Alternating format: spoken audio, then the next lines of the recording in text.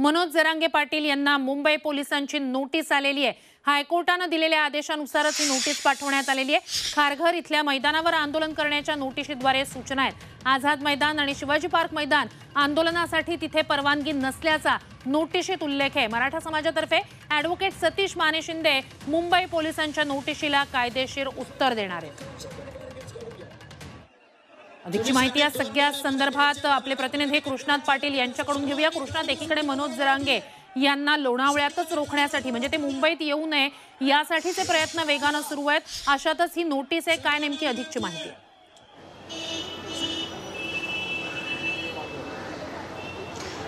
श्रुती, मुंबईतली कायदा सुव्यवस्था ढासळू शकते, त्याचबरोबर जनजीवन विस्कळीत होऊ शकते। या कारणास्तव मुंबई हायकोर्टामध्ये एक याचिका दाखल झाली होती आणि त्यावेळी मुंबई हायकोर्टानं मुंबई पोलिसांना सूचना दिल्या होत्या की या आंदोलनासाठी, मनोज जरांगे पाटील यांच्या आंदोलनासाठी पर्यायी जागा ही सुचवण्यात यावी आणि त्यानुसार या नोटीसीमध्ये उल्लेख करण्यात आलेला आहे की आझाद मैदान आणि त्याचबरोबर शिवाजी पार्क या दोन्ही मैदानावर आंदोलन तुम्हाला करता येणार नाही। या ठिकाणी तुम्हाला कुठल्याही प्रकारची परवानगी देण्यात आलेली नाही। त्याऐवजी तुम्ही खारघर इथल्या जे मैदान आहे सेंट्रल पार्कचं तिथल्या मैदानावर आंदोलन करावं, अशा प्रकारची एक पर्याय जो आहे तो मुंबई पोलिसांच्या वतीनं मनोज जरांगे पाटील यांना सुचवण्यात आलेला आहे। परंतु या मुंबई पोलिसांनी दिलेल्या नोटीसला थोड्याच वेळात सतीश माने शिंदे जे निष्णात वकील आहेत ते या नोटीसला उत्तर देणार आहेत आणि यामुळं एकंदरीतच आंदोलन नेमकं कोणत्या ठिकाणी होणार, मनोज जरांगे पाटील यांचं उपोषण नेमकं कोणत्या ठिकाणी होणार याबाबत अद्याप देखील संभ्रम निर्माण झालेला पाहायला मिळतोय।